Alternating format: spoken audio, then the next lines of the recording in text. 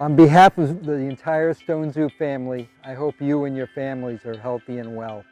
The past few months have been so challenging for all of us, and we're looking forward to brighter days filled with more wildlife and wonder. Since the reopening, it has brought us so much joy to see guests visiting and connecting with the incredible animals that call our zoos home. Here at Stone Zoo, there are several new faces with the recent additions of 6 Mexican gray wolf brothers and Duncan, our young North American river otter. For the past 15 years, a wild fair has been an incredibly popular event in celebration of Stone Zoo and the wonderful community partners who have so generously supported our work. While we can't celebrate in person this year, we're excited to present the first ever virtual A Wild Affair. This is our largest fundraiser of the year. All proceeds raised directly support the operation and continued maintenance and growth of Stone Zoo, our educational programs, and our conservation initiatives. I'd like to take a moment to recognize the amazing partners who make this event possible, particularly our sponsors, Stone & Bank and Weiss Farm, sponsored by Donna Weiss. These two have been with us for such an incredible difference. Thank you to all the restaurant partners. I hope that you're enjoying some of the takeout from these wonderful restaurants. They've offered discounts so you can enjoy partaking in this virtual experience without missing a big part of the event, the food. And thank you to the many businesses who've contributed to our online auction. We hope that you will support Stone Zoo by bidding often and generously, or by making a donation on our website. You know, care is at the heart of everything we do. For the animals, care for our community, care for our world, care for our shared future together. We remain committed to our mission to protect and sustain the natural world for future generations. Over these past several months, I've witnessed the unwavering commitment of our incredibly dedicated staff who have been here day in and day out for the nearly 2,000 animals that call our zoos home. Stone has experienced incredible growth in recent years, marked by ongoing and engaging new experiences, impactful conservation work, and educational opportunities. Each day, we work to save species from extinction, while serving as centers for education, conservation, and important research that's assisting scientists in the field. I continue to have great optimism for the future, especially as I've witnessed time and time again the profound impact of the zoo experience on shaping the hearts and minds of people of all ages. So please give generously today. Your donation means more now than ever before. On behalf of the animals, entire Stone Zoo team, thank you.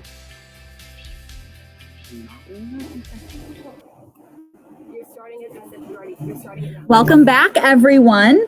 And so my brother has a nice fact to share with you. Hello. Okay. Fun facts. Did you know that our birds, turtles, and otters eat 3,500 pounds of fish each year? $10,000 can support enrichment items of the animals each year with items like boomer balls and puzzle feeders to keep the animals healthy, curious, and engaged. And that's why your participation tonight is so important to us, the rest of the animals, because we really need this money to support these animals each and every day. Did you know that to feed our new pack of Mexican gray wolf brothers, it costs almost $7,000 a year? And that's why you should visit the link below. You can see it right there. And speaking of our wolves, I learned this today that we have a bunch of new ones. Have you had the opportunity to meet our pack? Let's meet them now. At the end of this video, Caitlin, our education program manager, will be live and she'll be answering all of your questions and more.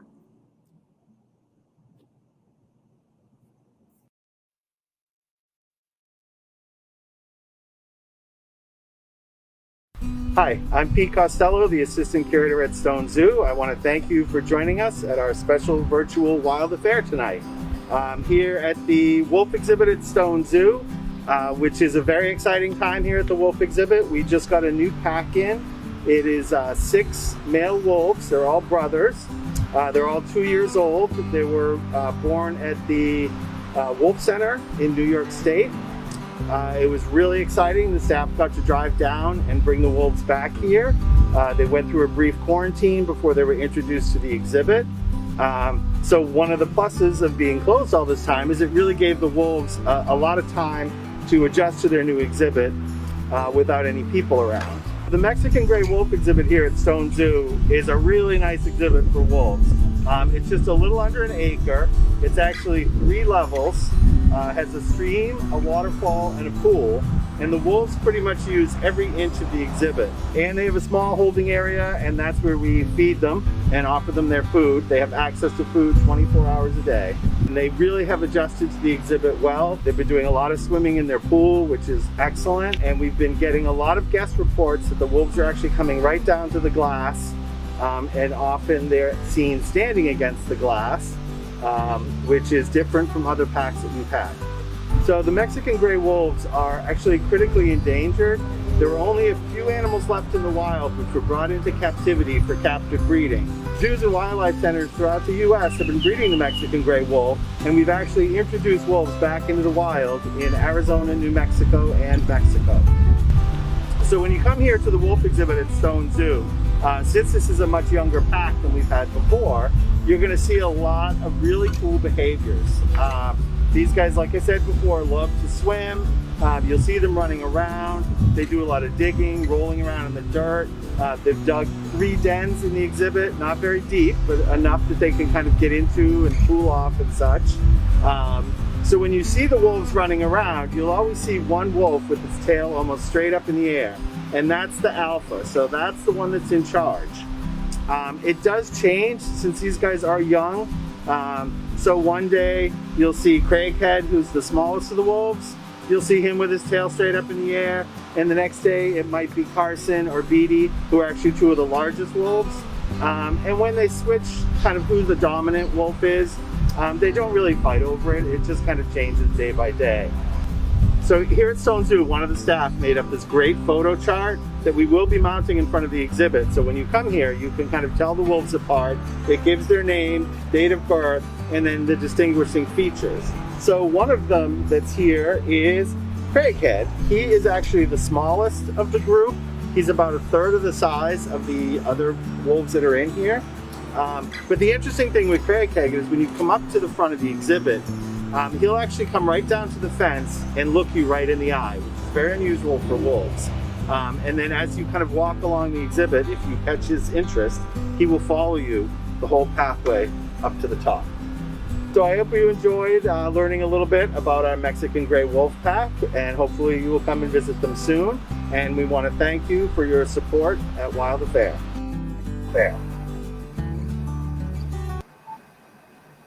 Hi, everybody. I'm Caitlin, and thank you so much for joining us for our virtual A Wild Affair tonight.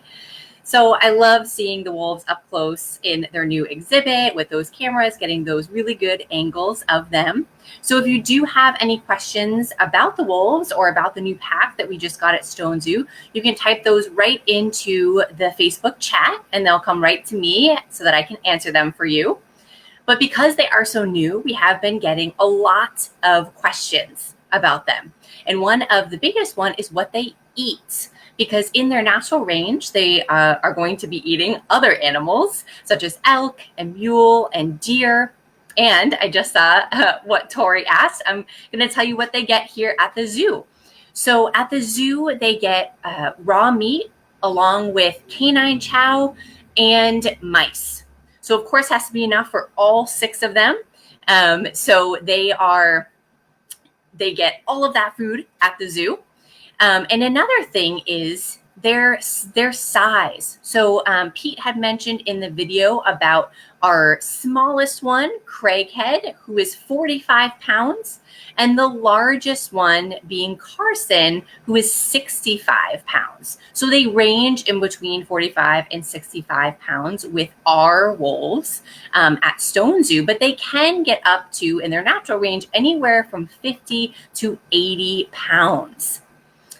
And just to review their names really quickly, we had a great video up the other day that showed all the individual ones, but I just mentioned Craighead and Carson, but we also have Beatty, Leek, Goodall, Mittermeier, and Craighead.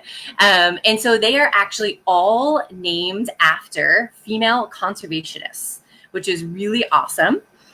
So we are excited to share that and kept those names for them. And I just saw another good question come through from Neil of if they participate in the national breeding program. So the Mexican gray wolves are part of the species survival plan. But because we have all males at our zoo at this moment, they're not going to be participating in it with a female. But down the line, because they're only 2 years old, there may be recommendations that come our way from the species survival coordinator for this species that may say that they have a recommendation for a specific male. But because they are a pack, we have to keep that in mind and make sure that we do what's best for the pack. But that is something that could always come down the line if there's a great genetic match for a female Mexican gray wolf. So I don't see any other questions coming through. Katie, thank you. If they're an endangered species.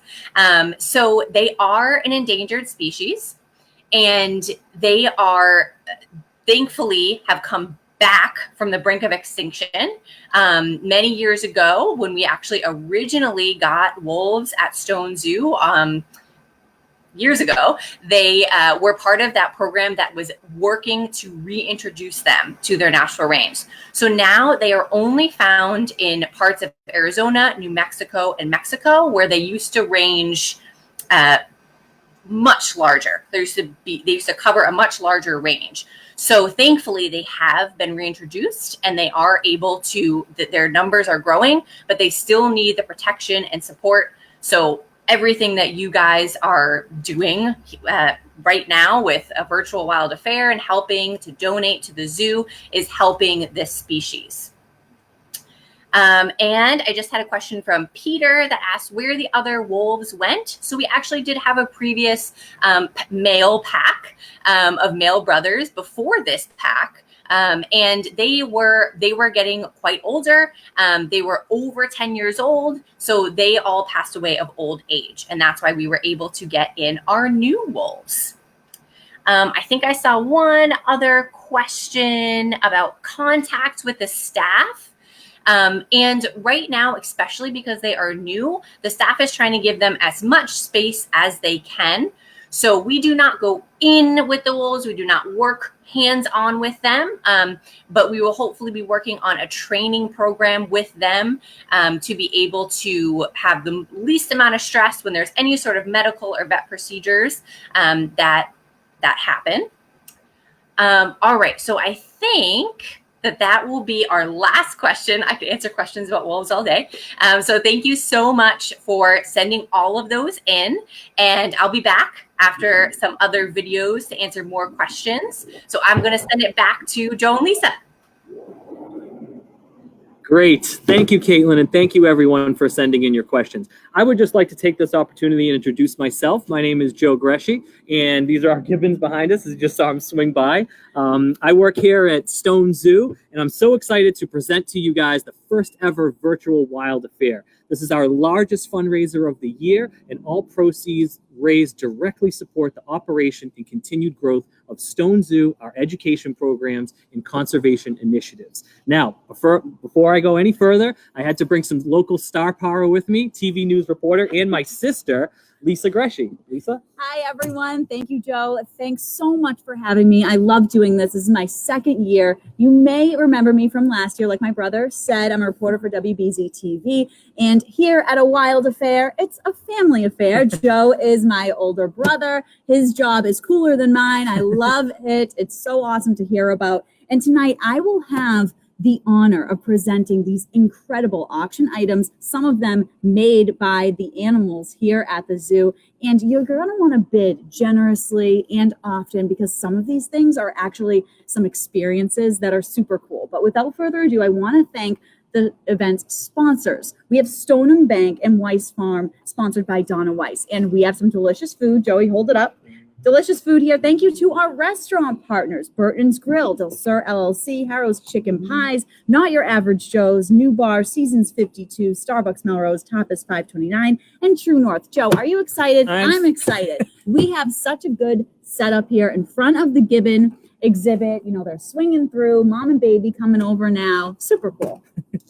Great, awesome. I hope everyone's home and comfortable in your AC. If not, maybe you're hanging out, chilling in your backyard, enjoying this as well. I hope you're enjoying takeout from these wonderful restaurants that my sister just listed. They've offered discounts so you can enjoy partaking in this virtual experience without missing a big part of the event, which is the food. That's everyone's favorite. So we hope that you'll support Stone Zoo by bidding often and generously by making a donation. To bid and register for the auction, please visit the link below. There it is, stone.givesmart.com. Thank you, Joe. We have amazing prizes here. We have art made by the animals here and different prints with their little handprints. I love that. Restaurant vouchers, vacations, like a stay at the Trapp Family Lodge in Vermont. Hopefully it's not as hot up there. And amazing zoo experiences, like I said. How much better are you really going to learn about the zoo, the animals, the people that take care of them? Just come here and win some of these experiences, and it'll be hands-on and cool. Yeah, super cool. I've actually bid on some of the items myself, and I'm very excited. So far, how much? What are we raised at? We are at almost 15,000, so our goal is about 30,000, so we're just about halfway there. So please click on that link and join in. Now, for our next, there it is right there, stone.givesmart.com. So for our next video, I would like to introduce our Vice President of Animal Care, Dr. Malu Chelly, and she will tell you more about the incredibly passionate and caring team that we have here at Stone Zoo.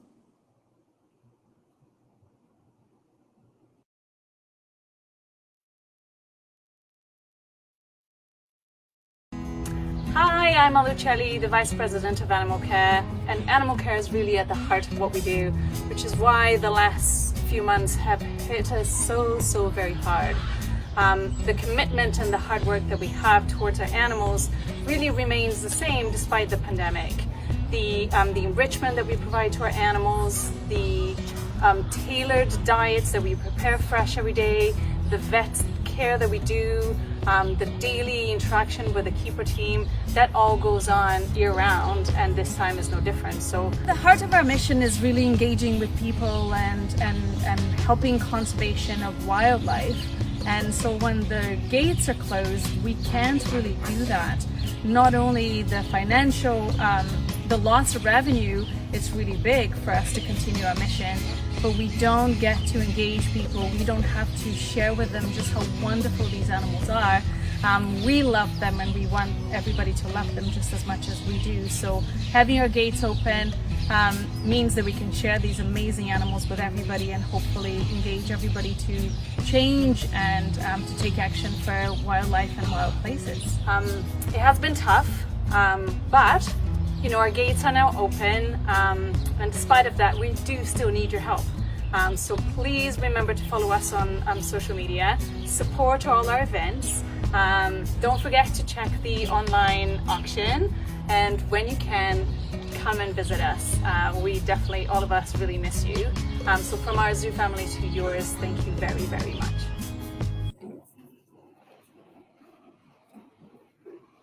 Thank you, Malu.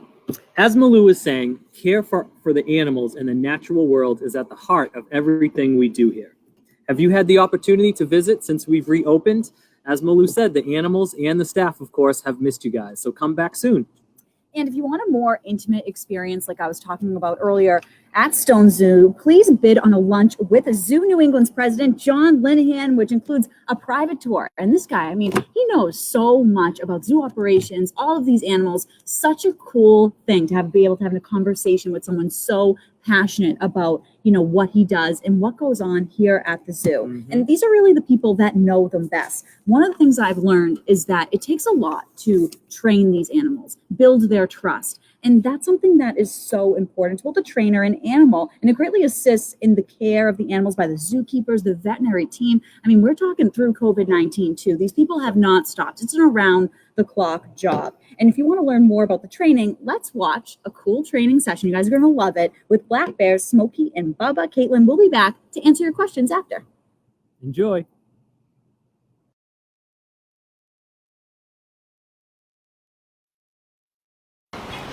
Hi, I'm Dale, a senior keeper here at Stone Zoo.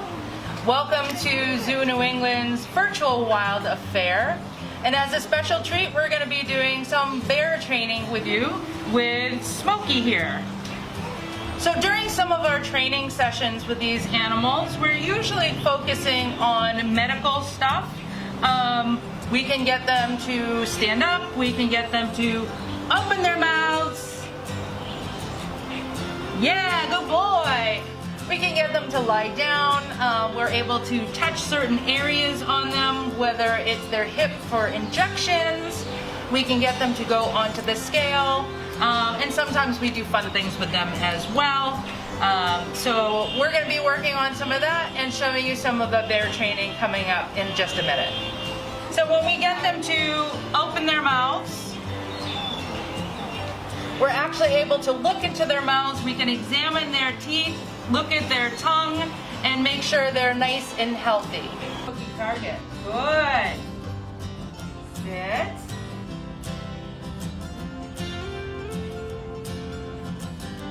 Good boy. Open.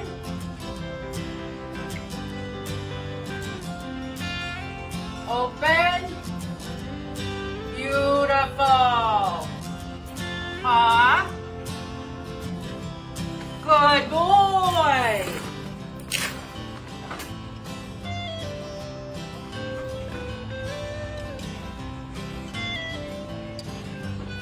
I've been working with the bears since they first got here in 2008. Both Smokey here and Bubba is walking around somewhere. It's been a great opportunity to be able to work with these bears. They came to us, they were just a year old. They had been orphaned from the wild and at a bear rescue center when they first came here. It's just been so special to be able to work with them, watch them grow, play, and just be really healthy, happy bears. We love putting enrichment out here in the exhibit. Of course, it takes us a lot longer than it takes them to destroy it, but that's okay because it's just as fun to watch them. We really enjoy it. They've missed you, and they can't wait to see you. Once again, thanks for joining us, and hopefully you have a fun time here at Wild Affair.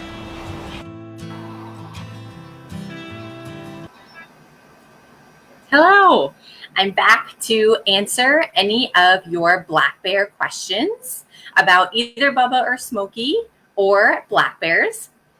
But what Dale was showing you about the training we just started to touch upon with the wolves, of how they're going to hopefully start a training program with them. And a lot of people are confused about what we're talking about when we say a training program. And it's not exactly what you think when you train your pets at home to sit and stay and come.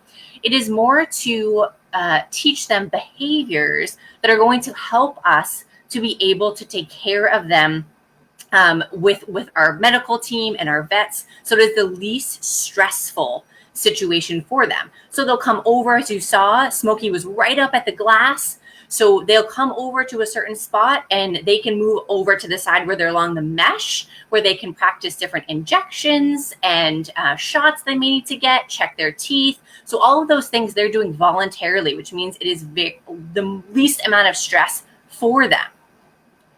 So I have a few questions coming in, which is great. So Tori asked how old the bears are, and they are 14 years old now. So as Dale said, they came in 2008, but we believe that they were born in 2006. And I have a great question from Katie of what they eat at the zoo. So bears are omnivores. So they eat similarly to how humans do, where they're going to eat meat as well as fruits and vegetables. So at the zoo, they get a whole array of different foods. They do get meat, they get bear chow, but they also get fruits and vegetables. And they seem to really enjoy getting those fruits and vegetables. That's a lot of times what they'll put in their enrichment items that they'll put all throughout the zoo. And we mentioned about, so what I said about a keeper when we potentially touch them for an exam. It is not going in with them in any way. We're going to be doing it through a barrier. So we're very careful when it comes to that. But we do make sure they get close so that we are able to get an up-close exam with them. So another question that just came through was from Justin about how much they weigh. And Bubba and Smokey weigh over 400 pounds, which is pretty average for a male black bear. Females can be anywhere from 200 to 400, and males can be anywhere from 400 to 600. So they're kind of right in that range. And another question that came in from Tony of what's the average lifespan of a black bear in the wild versus at the zoo, which is a great question. Typically in human care, their lifespan tends to be longer because we have that vet care, that medical care for them. So if they do get hurt, we are immediately calling our vets to have them come take a look at that, or if they are ill, so that we can hopefully treat them for whatever that is, but also having all of the food that they need. So in their natural range, they can live longer, but they're about 25 to 30 years is how long they can live, but it tends to be a little bit lower in their natural range. So that leads me to another question, which Peter actually just asked about, do they hibernate? So that's a question we get a lot at the zoo because bears are, a big one that we talk about hibernation with. So in the winter months in their natural range, they do go into a deep sleep for the winter months. But at the zoo, because of those things I just mentioned, being able to have all of the food that they need. And then also they do go inside at night. So they do get a warm space to go inside at night. So at the zoo, they have all the resources that they need, and they do not need to hibernate at the zoo. So their diet may change a little bit during those winter months because it's an instinctual kind of change that they go through. But they typically are out all winter long at the zoo. And I think I'll take one last question just on how you tell the bears apart, because that is a question we also get all the time, because a lot of people that come to Stone Zoo know these bears so well. They know they're Bubba and Smokey, and they just want to be able to tell them apart. So one, it's really hard because a lot of keepers and educators, we tell them apart in different ways. But Smokey is a little bit stockier bear, and Bubba is a little bit thinner and leaner when you look at them side by side. But the one way that I think is the easiest to actually look at when you're looking at them to tell them apart is that Bubba has kind of longer, more prominent ears than Smokey, and Smokey has more of a filled out face. So it's tricky when you aren't looking at them side by side, but once you kind of see that, you'll get to see some of the other characteristics to be able to tell them apart. But if you see a keeper, an educator at the zoo, always feel free to ask them to help you identify who's who and to give you some of those tricks so that you can know the next time you come to the zoo. So thank you for all of those great bear questions. If I wasn't able to answer them now, we'll answer them in the chat, but I'm going to send it back to Joe and Lisa. Thank you, Caitlin. Those bears are so impressive. And just to answer some of the questions that we can also see, how do the bears deal with the heat? Well, when I first walked in, one of them was enjoying the water in their exhibit, fully immersed, chilling. In the pool, splashing around. He knew that that's what needed to happen. So to support Smokey and Bubba as well as all the other animals here at the zoo, text right now 76278. It's on your screen, scrolling right there. Awesome. Okay, what's next? A critical component of achieving Zoo New England's mission is having a meaningful impact on the conservation of wildlife, not only locally, but also abroad. We are dedicated to this mission, and our passionate staff works every day to ensure a bright future for wildlife while educating our visitors about the importance of preserving and respecting the natural world. Let's learn more about this impactful conservation initiative work from Dr. Brian Windmiller, our Director of Conservation.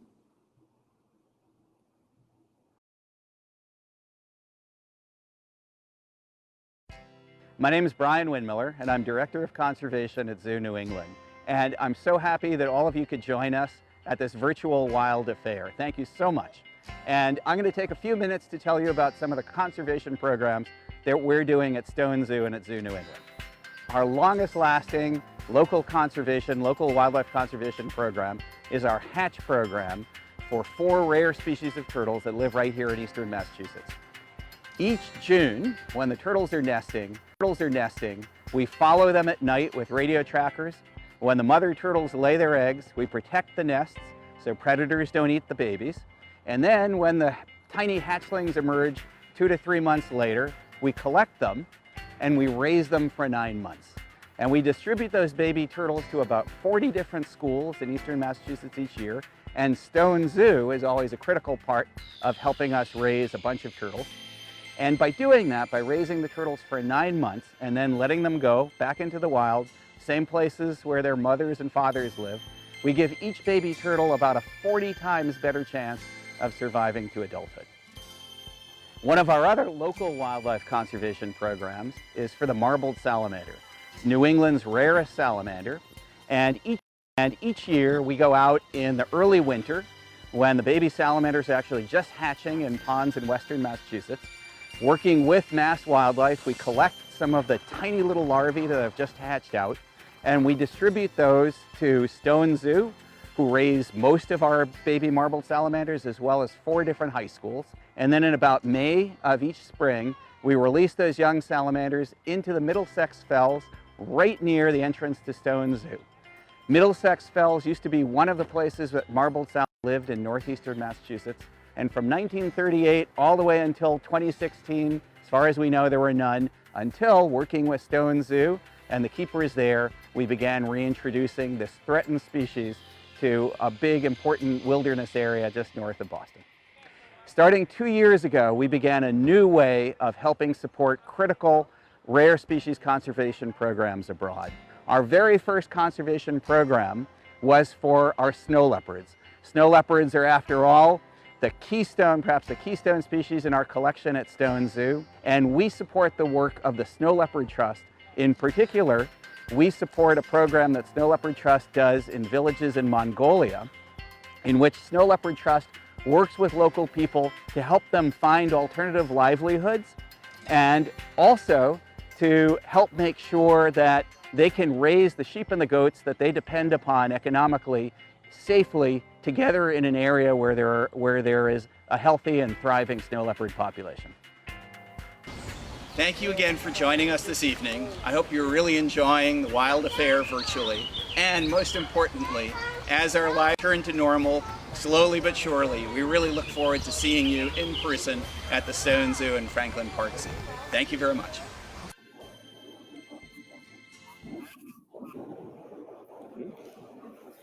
Thank you, Brian. And what Brian does is so important. They make such a huge difference, him and his entire team, to all of the efforts to save these rare species and endangered animals. And you know what? You can bid on an experience to get out in the field with him. And as a reporter, I mean, that's how we learn. We get out in the field, we're learning about the stories that we're covering, and that's really the way to do it. And just to give you guys a little bit of a heads up here, we do have some bidding items that have no bids yet, and they're pretty cool, and you could totally win them because there are no bids on them yet. So it's the Explore Boston package. So cool. Even growing up in this area, you never know, all of the things that you can really go to and experience here. Like New England is so awesome. This area is so awesome. So Explore Boston package, the new Repertory Theater, Merrimack Repertory Theater, Elite Freestyle Karate, that's cool. Financial planning package, we all need help with that. Seekonk Speedway, Mexican Gray Wolf print. This is super cool.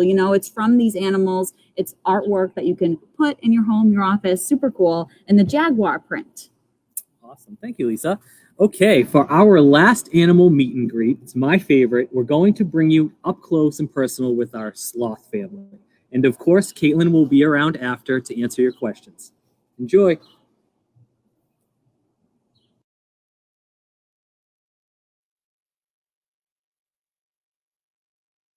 Hi everybody, it's Caitlin and I'm here at Stone Zoo. Thank you so much for joining us for a virtual wild affair. We're so happy to have you. And our sloths would like to say thank you and say hello. So we're gonna take a look at them and learn a little bit about our sloth family. All right, so here we have our sloth family all bundled together here. Right in the front here is Nero. He is chewing a little bit of sweet potato. I don't think he's done just yet. So I'll give a little bit to our friend Lunesta over here. So I'm gonna pull this up so you can see her. So Lunesta is 15 years old and Nero is 14 years old. And they are our parent sloths here. And we also have, which is very tricky to see because she's in quite an interesting position today. She is all the way in the back, facing backwards on Lunesta, which is pretty silly. And this is Siesta. This is the most recent baby sloth, and I'm giving her a little piece of sweet potato too. She is just about to be a year old. So she is getting a little bit big to still be on mom, as you can see. So she does explore on her own, but then she does come back and spend some time on mom as well. Nero and Lunesta have had a few babies here at the zoo. We have their others, Maxine, who lives in the tropical rainforest at Franklin Park Zoo, as well as Molasses, who lives at Franklin Park Zoo as an education animal. I'll come around and give Lunesta a piece here, because I think she's looking for it. So they're getting some carrot and sweet potato, which is part of their regular diet here, but something that they enjoy very much. You can hear her chomping away there. I'll give the baby another piece too. So Siesta here, she may stay with them for a little bit longer, but because these sloths are part of a species survival plan, she may be going off to another zoo or to a different part of our zoo. It depends on what the coordinator for this species says. And sloths are typically solitary animals, meaning that they do live alone. But we're kind of lucky here at Stone Zoo where Nero and Lunesta have lived together for many years. And they do stay on exhibit together even when the babies have left. They stay on exhibit together and seem to get along well, so we're lucky to be able to have them in the same space and get to see them together at the same time. One of my favorite sloth facts is that they actually are pretty good swimmers. I'll come around and give Lunesta another piece here so you can get a look at her teeth too.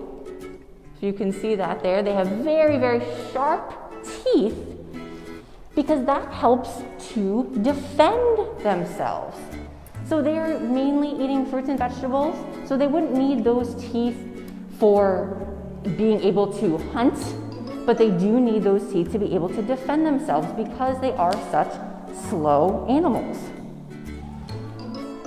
So they are, well, like I was saying before, very good swimmers, which is another way that they will get around. Because when they are on the ground, they're very vulnerable to predators.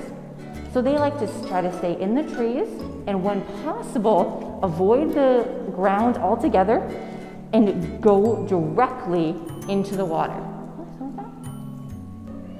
One of my other favorite facts about the sloths is that because they are built for living upside down, as you're seeing them right now, their fur goes from stomach to back instead of back to stomach, like most other mammals.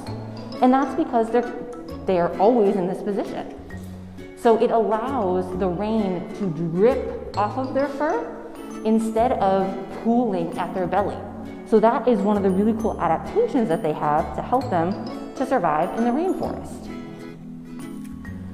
So they typically do sleep most of the day here at the zoo, but when we come in for times like this, when we're giving them some treats, they usually wake up to take some treats and then pretty much go right back to sleep. They're going to be most active at night when we are typically not here. Here's another piece, Siesta. Well, I hope you enjoyed learning more about our sloth family here, and I hope that now that our zoos are open, you can come and get a chance to see them at Stone Zoo in our Windows to the Wild exhibit. Thank you so much for joining us for a virtual wild affair tonight. We really appreciate all of the support for the zoos. The sloths, thank you as well, and all of the other animals here at the zoo. We have an online auction as well that you can check out to have another way to support us. But we really appreciate you being here with us, and we hope to see everyone at the zoo soon. Thank you.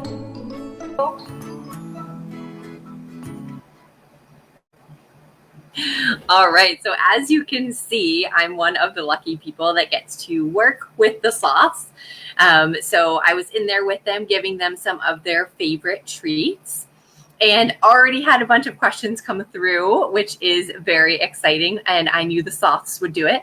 The first question I think I saw come through was from Jen, and she was asking about how long baby sloths stay with their mom, which is a question we're getting a lot right now because as you saw Siesta on mom, quite large on mom, she is almost a year old. So she is getting a little bit too big to still be on mom. Usually around 6 months, they start venturing off of mom and figuring out their environment. So we have seen her off. I've seen all 3 of them on the branch separately, but she still does go on and clings on to her mom as well. But usually in their natural range is about 6 months. They start venturing off on their own and then eventually move to their own space because they are typically a solitary species, ones that are living on their own. And I had another question that I think I saw from Allison of where sloths live in the world, and it's Central and South America. And one thing that a lot of people don't know about sloths is there are 6 species. There are 2 species of two-toed and 4 species of three-toed. So there are multiple species of sloths. So when you see them, you may be looking at many different species. Let's see, we had some really good ones come through. I know one that I saw was about being upside down. And that a lot of people ask us, are they always upside down? Do they get dizzy? Does it hurt them? And sloths are built to live upside down. Everything that they do is upside down. They're not just in that position for a little while. That is always their position. So everything, their arms, their legs, even their fur going from back to stomach, like I mentioned in the video, is all built to be able to live that upside down lifestyle. I just saw another one come through from Mike that Cammie is asking how we tell them apart, which is a good question. Unlike the bears, they do have very distinct differences. So right now, of course, the baby is the smallest, but between Nero and Lunesta, the mom and dad, Nero is much smaller than Lunesta, and he has definitely a different kind of hairstyle, and he has kind of a smaller dark patch on his head. But they're a little bit easier for us to tell apart. Once you know who's who, it's pretty easy to tell who they are. And then I had another question from Ella asking how long sloths sleep for, which is a really good question because that's one that people ask us all the time. Do they really sleep all the time? And they sleep for about 15 to 18 hours per day. But like you mentioned in the video, because the keepers and educators were there during the day, we do go in with them during the day. So typically they are going to wake up for some snacks and then go right back to sleep. So usually when we're there, the majority of what we see them doing is sleeping. All right, let me just see a few more questions because I know that a lot came through. And I saw that Carrie Ann asked of how old the sloths are and how long they live for. So Nero and Lunesta are 14 and 15, and baby Siesta is almost a year old. So they can live into their 30s in human care, but in their natural range, it's usually about 10 to 12 years. And because, like how we talked about with the bears, because when they're in human care, they have all of these other resources, and the care that we give them allows them to live a longer lifespan. All right, let me see. I'm going to look for one last question because I know I definitely missed a few that came through. And a really good one that Donna asked was, who are their primary predators? And sloths, unfortunately, do have a lot of predators in their natural range, which is why they resort to moving as slowly as they can, staying in the trees for as long as they can, and basically not moving so that they're undetectable. So predators could be any of the cats, such as jaguar or ocelot, but it can also be harpy eagles. If they're higher up in the trees, the harpy eagles can come down into the trees to try to get them as a meal. And even green anacondas can be a predator for them. So they try to avoid being on the ground as much as they can because they're almost army crawling when they're on the ground, which means they're very vulnerable to any predators that come because their two defenses, their swatting of their claws or their teeth are facing down. So that makes them very vulnerable. So they try to avoid that altogether. So like I said, they are able to swim, which is just a little bit better way for them to get around.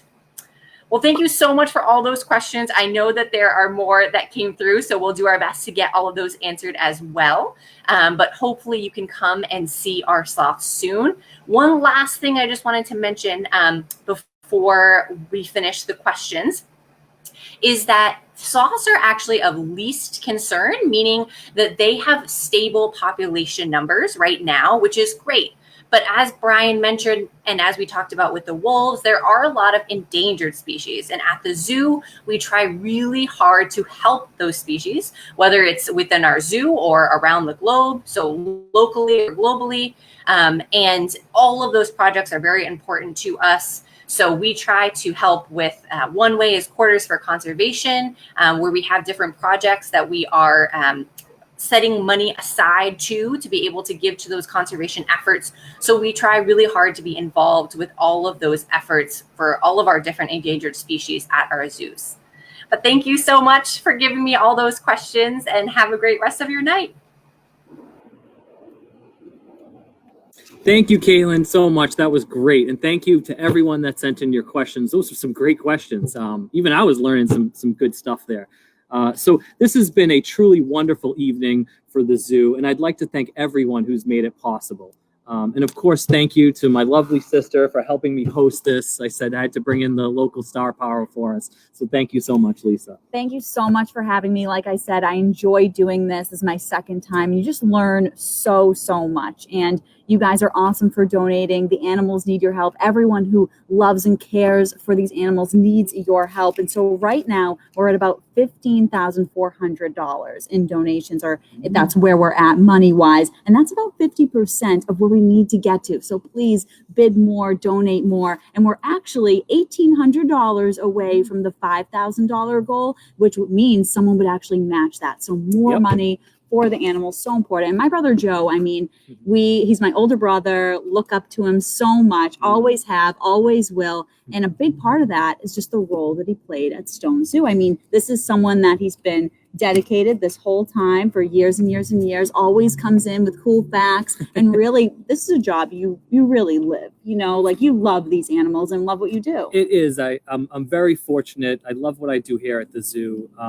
But even I do want to mention that the work that is being done here by the animal care staff and all zoo staff, it really is a labor of love.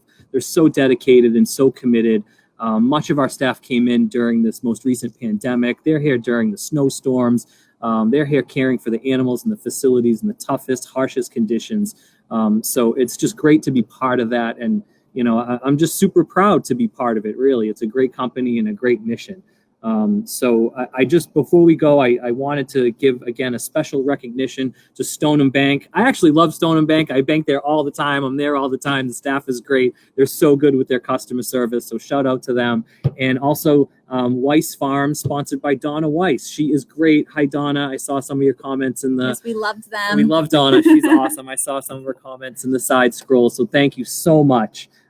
Your support means so much to us, and we really are truly grateful here at the zoo. So thank you, everyone. I hope you guys enjoyed this. Thank you, Lisa. And we will see you next year. And don't forget to text Stone to that number below. We have to hit that number to match and get this money in here so we can hit our goal. It goes through Monday. You guys can do this through Monday. So Yep. that's Monday at 8 p.m. 8 p.m. Monday so you at have 8 all p.m. weekend. You know, if you want a break from the hot weather, go Yep. inside, donate. You know, you're really doing such a wonderful thing. Yep. This is such a family-oriented experience here. And some of those experiences, again, hands-on. You can learn so much about these animals and, you know, see what makes them so happy here. Yeah, It's great. It's great. Check out the items, guys. Thanks again. Thank you for support, and we hope to see you again soon here at the zoo.